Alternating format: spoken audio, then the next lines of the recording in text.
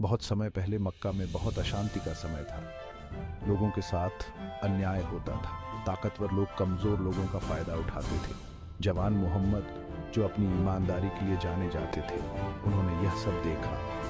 वह हिल्फ उल फजूल नाम के एक समझौते में शामिल हुए। यह समझौता एक वादा था। यह वादा था कि हमेशा मजबूर लोगों की मदद करेंगे। यह वादा था कि हमेशा सही के लिए खड़े रहेंगे। मोहम्मद जवान होने के बावजूद न्याय में विश्वास रखते थे। वह जरूरतमंदों की मदद में यकीन रखते थे। यह समझौता उनका चरित्र दिखाता है। वह हमेशा नेक थे, वह हमेशा सच्चे थे। इसीलिए लोग उन्हें अल सादिक और अल अमीन बुलाते थे। इन नामों का मतलब है सच्चा और भरोसेमंद। मोहम्मद के शुरुआती जीवन से ही पता चलता है कि उनके अंदर बहुत मजबूत नैतिकता थी। आगे चलकर वही न्याय और दया जो उन्होंने जवानी में दिखाई, उन्हें आशा की किरण बनाएगी। मोहम्मद बहुत छोटे थे जब उनके माँ बाप गुजर गए। उनके चाचा अब्बू तालिब ने उन्हें पाला। जिंदगी आसान नहीं थी। वह भेड़ बकरियां चराने का काम करते थे। मुश्किल समय में भी मोहम्मद ईमानदार रहे। वह अपने अच्छे चरित्र के लिए जाने जाते थे।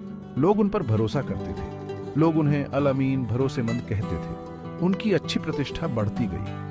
लोग उनकी ईमानदारी की प्रशंसा करते थे। लोग उनके चरित्र की प्रशंसा करते थे। इससे उनके भविष्य का रास्ता खुला। अल्लाह के संदेश आने से पहले ही मोहम्मद अपनी ईमानदारी के लिए जाने जाते थे।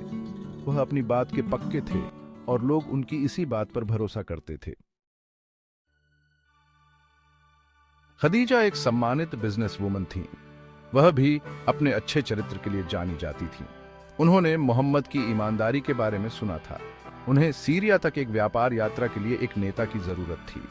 खदीजा ने मोहम्मद से बात की। उन्होंने उन्हें काम की पेशकश की। वह मोहम्मद की प्रतिष्ठा से प्रभावित थी। मोहम्मद ने प्रपोजल स्वीकार कर लिया। यहीं से एक अच्छे रिश्ते की शुरुआत हुई। अब्बू तालिब, मोहम्मद के चाचा, चिंतित थे। सीरिया की यात्रा लंबी और खतरनाक थी, पर खदीजा ने उन्हें भरोसा दिलाया। उन्हें मोहम्मद पर पूरा भरोसा था। यह रिश्ता सिर्फ व्यापार का नहीं था, यह एक गहरे और प्यार भरे रिश्ते की शुरुआत थी। खदीजा का मोहम्मद पर भरोसा और सम्मान उनके प्रपोजल में साफ दिखाई देता था।